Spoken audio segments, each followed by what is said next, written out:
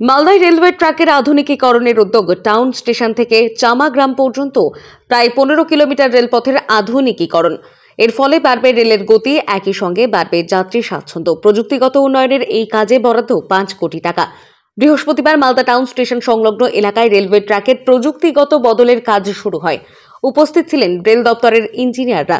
Rail সূত্রে জানা গিয়েছে, এতদিন যে রেল লাইন ছিল তাতে প্রতি 13 মিটার অন্তর রেলকে ফিস প্লেট দিয়ে সংযুক্ত করা থাকতো। এবার নতুন লাইনে 260 মিটার ব্যবধানে রেল লাইন যুক্ত হবে। এর ফলে কমবে ঝাঁকুনি, বাড়বে গতি। আগামী 2 মাসের মধ্যে এই আধুনিকীকরণের কাজ শেষ হবে বলে জানিয়েছে ইঞ্জিনিয়াররা।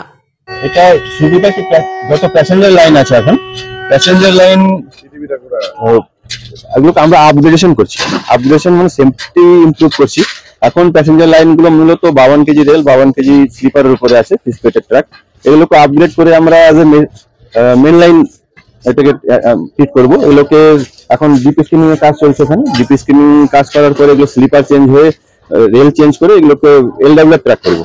এলডব্লিউআর ট্র্যাক করে এটা দুপাশে এসিজে বসিয়ে এটাকে অ্যাজ এ মেন লাইন আমরা ট্রেন চালাবো। এতে কি হবে, সেফটি 100% আরো ইমপ্রুভ হবে। এখন তো সেফটি আছে, তো আরো 100% ইমপ্রুভ হবে।